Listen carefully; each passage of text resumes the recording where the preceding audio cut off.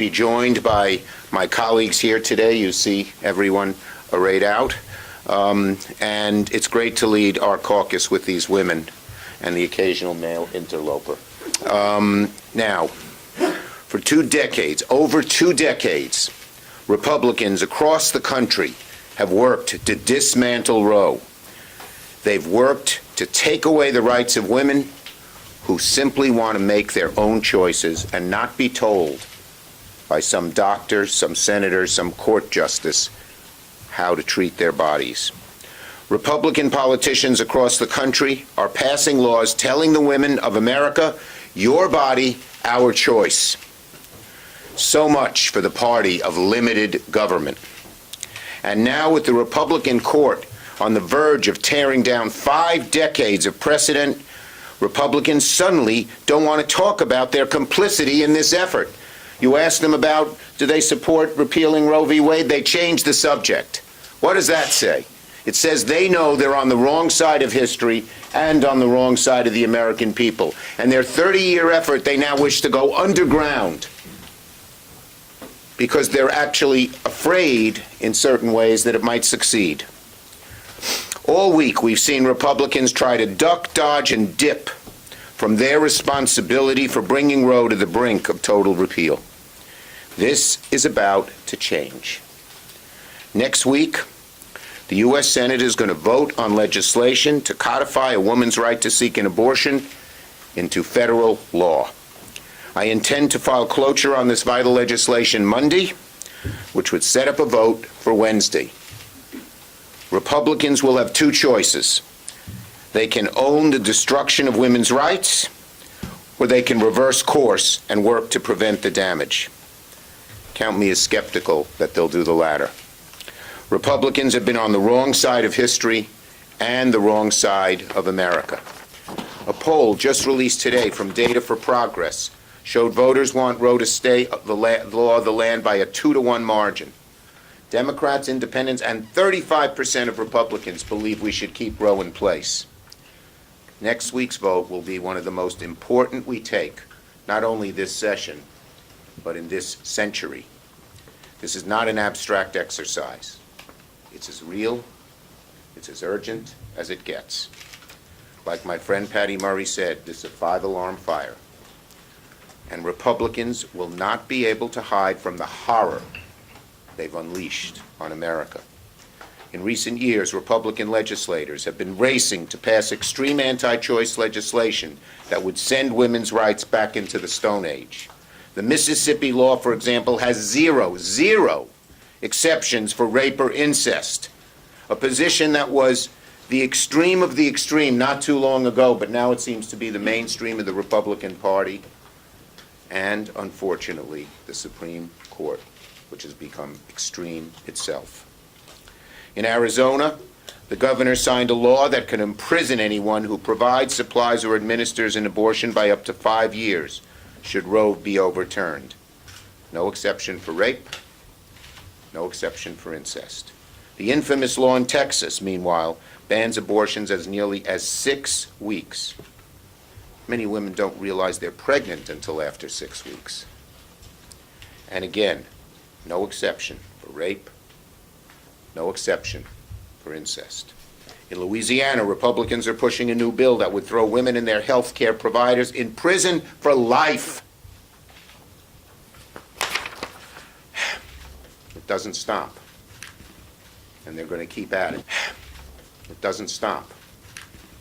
And they're going to keep at it until we, the American people, and particularly the women of America, stop them. The nationwide ban Republicans want is the most extreme of extreme. This is what Senator McConnell and Senate Republicans have fought for their entire careers. But they are out of step with the mainstream. Their body language, their answers to questions show they know they are. Americans do not want to go back in time when there were dangerous and back alley abortions. We're going to have this vote this week, and believe me, America, all of America, will be watching. Republicans will not be able to hide from the American people and cannot hide from their role in bringing Roe to an end. Senator Murray. Well, there's no getting around it. This has been a very heartbreaking week. The Supreme Court's plan to end a right that generations of women have known is devastating. So I just want every woman across the country to know you are not alone in this fight. We are right here with you. And although I'm heartbroken, I'm also furious. I'm furious at the conservatives on the Supreme Court for being so cruel. I'm furious at Republican lawmakers in states across this country who are passing extreme abortion laws and creating a health care crisis in their states and in their neighboring states. And I'm furious at the fact that my Republican colleagues here in the Senate have filled our courts with extreme anti-abortion judges and taken every opportunity to attack the right to abortion and even the birth control and family planning services that patients across this country rely on. They are finally getting what they've been working around the clock to do for decades. And despite all that, it's been crickets from Republicans here this week. They have spent the last few days trying to distract everyone from the consequences of their unrelenting attack on the right to abortion. Well, we're here to say we are not going to let them. We may very soon live in a country without Roe. A country where women are forced to remain pregnant and give birth when they don't want to, no matter their personal circumstance. And we all know who is going to be hurt the most when this happens. It is not the rich women who can catch a plane and get the time off and find the money to get an abortion somewhere else. It is the women who are already facing huge challenges and barriers getting health care. We're talking about long-standing inequities in our healthcare system, things like racism and sexism and ableism. The women who will bear the brunt of the Republicans' cruelty are women with the tightest budgets, Black women, Indigenous women, women of color, women with disabilities, women in rural areas, immigrant women, and the LGBT community, and of course many others. This is cruel and unacceptable. Democrats are fighting back. So next week, in light of the devastating news coming out of the Supreme Court, we are going to make every senator show where they stand by voting on the Women's Health Protection Act. And I want to thank Senator Blumenthal for his work on beginning this and building the support on this. And I want everyone to know I'm not going to stop fighting or speaking up. And when November comes, Americans everywhere need to make their voices heard by sending more pro-choice voices to the Senate and to the House so we can get this done. Abortion rights are on the line, and so are women's lives. Thank you. Thank you, Patty. Next, we have Senator Cantwell. We're doing it in order certain people have certain... Thank you. Thank you. This week was a political earthquake when it came to the Supreme Court. Now, the American people deserve to hear and understand where every member of the United States Senate is on this issue. Women are not second-class citizens, and we are not criminals. We want to understand whether our colleagues agree with that statement or not. We know that as employers, I was an employer in the private sector, and guess what? Anybody who you wanted to attract to come work for you wanted to know what your health plan was, and their spouse wanted to know what your health plan was. They wanted to know whether you covered IVF.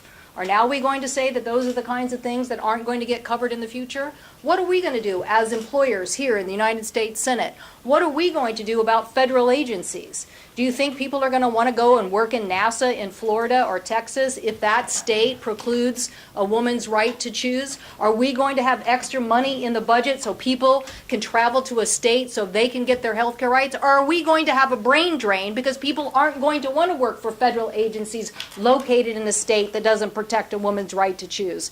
This is ludicrous. Americans need to call their member of the United States Senate starting now. You need to call and ask people to stand up for a woman's right to her reproductive health care choices and to protect privacy in the Constitution of America. These privacy rights denied in this case could be denied in other cases. It is time for every member of the United States Senate to be accounted on this issue. Call now. Ask your member of the United States Senate to stand up and be counted for on our privacy rights. Thank you, Maria. Senator Baldwin.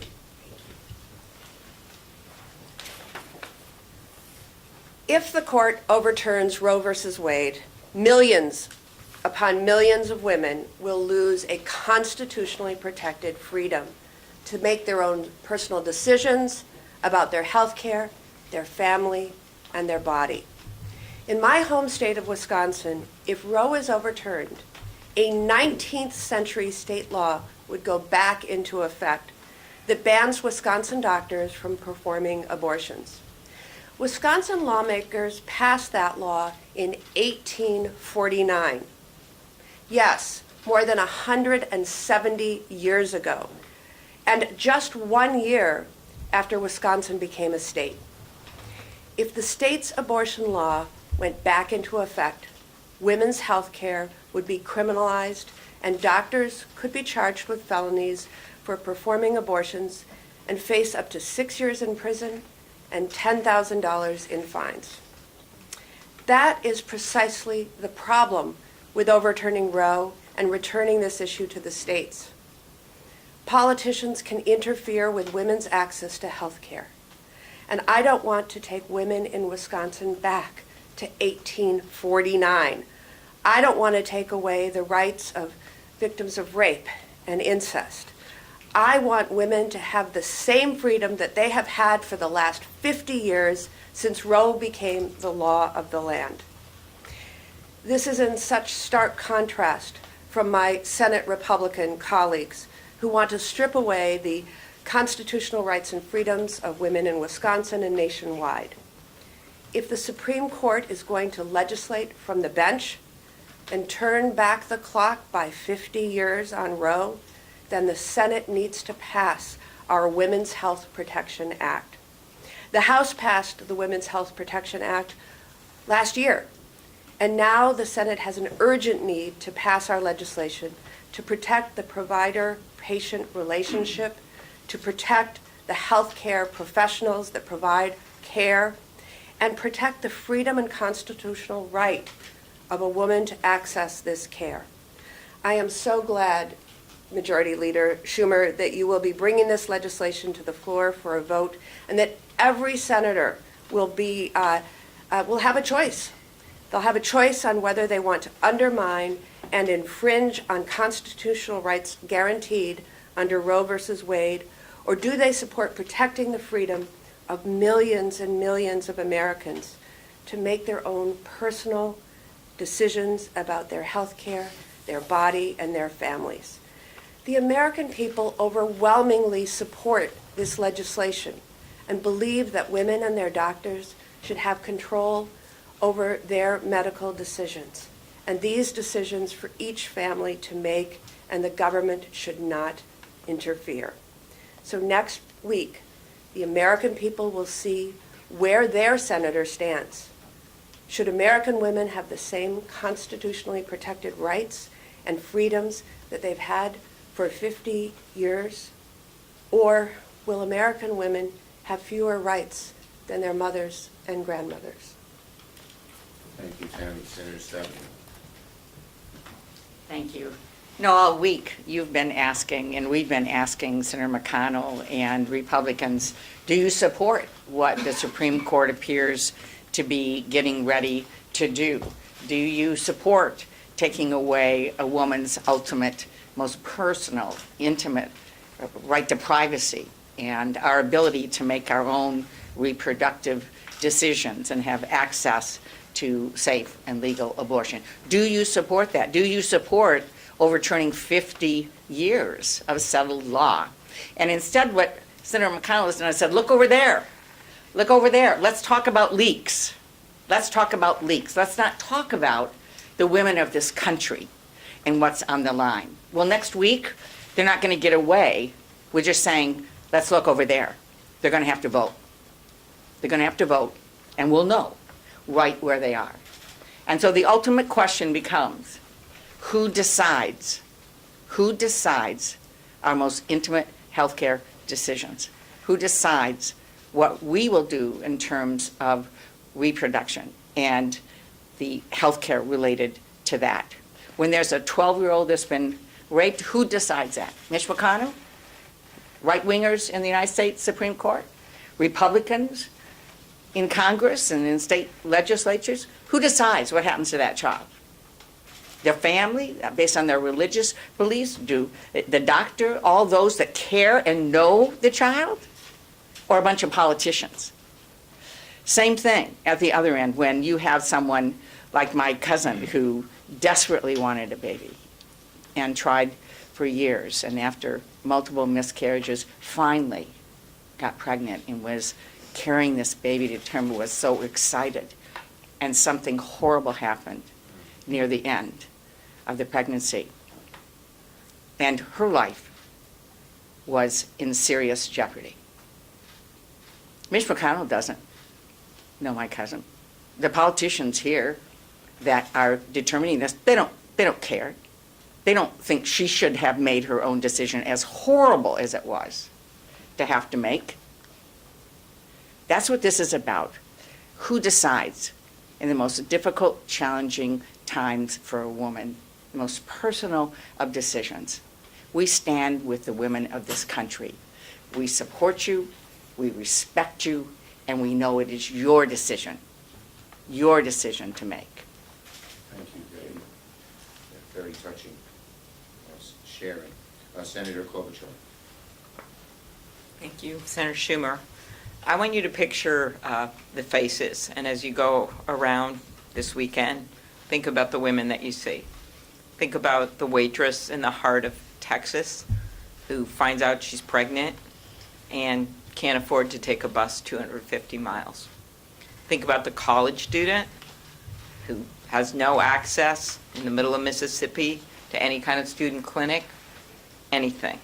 Think about the young woman in foster care that's afraid to tell anyone what's happened because she didn't know if there's going to be a bounty hunter situation and she's going to be turned in. The victim of incest, who under the Mississippi law wouldn't be able to get an abortion. This is about women's freedom. This is about women's equal rights and being treated as they should, as an equal citizen under the law. Our Republican colleagues have stacked the court. And as I was listening to Tammy talk about Wisconsin, I thought we always said they'd take us back to the 50s. They're taking us back to the 1850s. That's what we're talking about here. But they may have the majority on the U.S. Supreme Court, but we have the people on our side. And in election time, they always say, don't get mad, vote. Well, we say, get mad and vote, because that's what we're going to be doing on behalf of the women and the men who stand with them, the people of America, next week. Thank you. Thank you, Senator Klobuchar. Senator Gillibrand.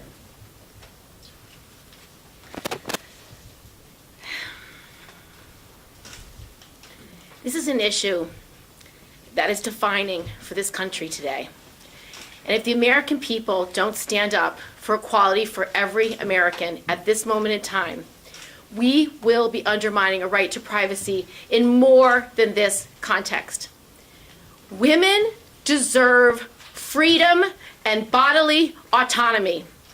We deserve to be able to make decisions about when we are having children, under what circumstances we are having children, how many children we are having, and at what time we are having children. I would like to speak to America's men for 1 minute. Imagine you do not have authority over your own body for 10 months. Imagine if that decision making would not be taken away, even if you would die in childbirth, even if you couldn't decide who you were having children with, even if you couldn't decide when you were having that child. I don't think a man in America could actually imagine not having control of his body, his bodily functions, what happens to him, and what life would be like for 10 months. It is an outrage that we have 5 justices on the Supreme Court who lied in their confirmation hearings in order to be confirmed. It is an outrage that in America today that our judicial system is so corrupted and so politicized and no longer representative of the will of the people. 5 justices said they respect precedents. 5 said that Roe v. Wade was established precedents. 5 said they would never undermine established precedent. It is unconscionable what this decision will do to the American people. I do not think that 50% of America should be told that they have to put their bodies at risk of life or death without their consent. It is barbaric, it is inhumane, it is unacceptable, and I hope every human being in this country understands that when you take away a woman's right to make her decisions about her health and well-being, she is no longer a full citizen. She no longer has freedom. She no longer has bodily autonomy. She no longer has basic civil rights or civil liberties. That is what this decision would do in America today. Make no mistake, equal rights, constitutional rights to privacy, the ability to make your own decisions about your own life and your own death are on the ballot in November. I hope there is no one who's confused about this. It may happen to your daughter, it may happen to your wife, it may happen to your mother, it may happen to your transgender friend. It may happen to anyone, and it is not acceptable. This is a life or death moment, and we need to fight like it is. Thank you, Senator Gillibrand. Senator Hirono.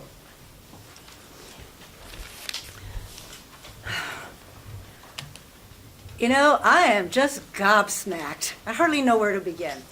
But fundamentally, Republicans don't give a rip about women. They are more angry, incensed, and whatever words, outrage by the leak than they are by the fact that women in this country are going to wake up one morning and realize they no longer control their own bodies. I share the sentiments of my colleagues standing here and all the people out there who are outraged by what the Supreme Court, well, the radical right-wing justices of the Supreme Court are about to do. So I ask the question, is there anything we can do to men that even comes close to forcing a woman to have a baby? I tweeted that out, and there are all kinds of really interesting reactions. Go to that tweet, and you'll find out what's happening out there. But the damage that is being done to women in this country shows Republicans don't give a rip about us. Thank you to my women colleagues. I'm so proud to stand with you, especially with Patty Murray and Tammy Baldwin, who have fought from the beginning when we first introduced the Women's Health Protection Act. To the men of America, you don't get to sit this one out. Women's health care rights are human rights. Women's reproductive care affects everyone. Women are furious, and you should be furious too. And most especially to people of color, the LGBT community, low-income women, people who will be most vulnerable. Please know, we are going to fight for you. You are not alone. And this fight is going to be now. It will be in weeks to come when these measures are voted on the Senate floor again. Every senator will be held accountable. Reproductive rights will be on the ballot this November, and I am counting on the men of America to do the right thing because it is about all of us. Thank you. Thank you. I would just make one more point.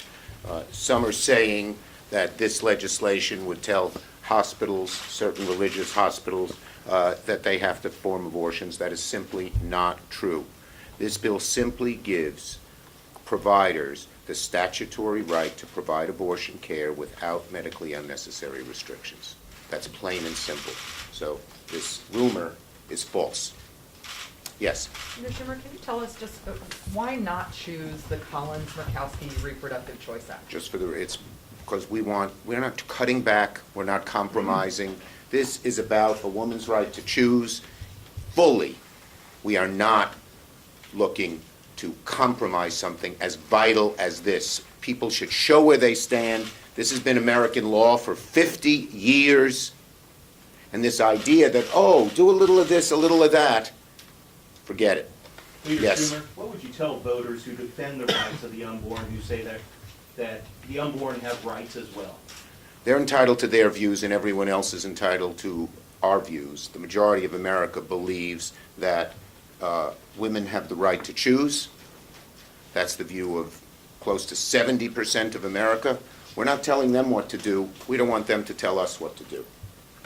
Yes. Schumer. So the vote next week, we know it'll be filibusters. So after that, what will Democratic senators actually do Look, to protect abortion access? You know, the first step is to have a vote in the Senate. Think you've heard every one of my colleagues echo how important it is now that we live in a different world where it's no longer an exercise in abstraction to show how people feel, how each senator votes, which side are you on. You can't duck it anymore, which they've done for a very long time. And once we have that vote, we'll look at the best way to get things done. Yes. Are there additional legislative proposals that you would do, whittled down proposals, or are you? We're just- starting off here, but you will hear plenty from us. This is not just one vote and then this issue goes away. You will hear a lot from us through the next months, all the way through November. Yes. Leader Schumer, are you at all concerned about the leak that happened about what it means for the institution itself, that a draft opinion for the first time ever? Well, came the Supreme out Court's, to us? the Supreme Court's looking into that, but to compare a leak to taking away the rights of over 100 million women and saying the leak is more important, give me a break. Forget it. Yes. Any looking You can into chime in if you want. Yeah, I don't know, if you're really concerned about that, why don't we look at the testimony of the justices who said they wouldn't do this? What did you say about it? They Okay. wanted to? It's a lie, and we've never had fraudulent testimony in the Supreme Court before. This is unprecedented to have justices commit fraud during hearings. So if you want to talk about process, I would focus on that process. Leader Schumer, would you look into changing the filibuster rules or doing some sort of carve-out like you did for voting rights with this? As I said, we're having the vote next week. We're going to see where everyone stands. It's the first time there's a vote like this in a very, very long time when the actual rights are at stake, when it's not an abstract exercise. Once we have that vote, we will figure out the best way to go from there. Last one. Leader Schumer, do you expect all 50 Senate Democrats to vote for this bill? You'll have to ask each of them. Thank you, everybody.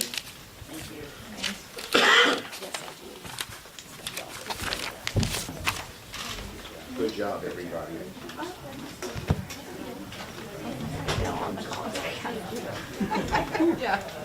Never from us.